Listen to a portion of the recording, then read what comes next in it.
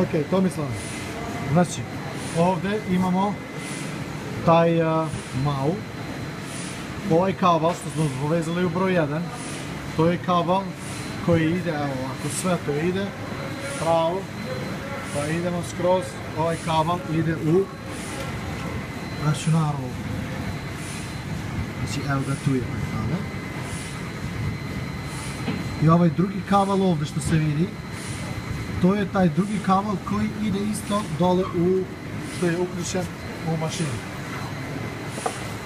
Znači evo ga ovaj ovdje.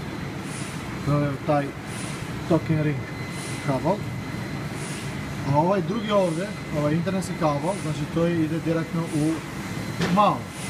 Znači ovo je kako jeste sada veženo, ali kao što vidite ne dobijemo signal. I evo kad kažem ovdje reset, ponovo ništa ne dobijemo. Znači kabel koji ide u računar, kabel koji ide iz maua ide u konsolu ovoga tu. To je taj kratak kabel, kako je to bio kad je došao iz Engleske, znači to je taj kabel što su oni već upotrebljali za mau, je dosta tako kratak da služi samo za to. I šta ovdje nije dobro urađeno, ne možemo da znamo, nikako.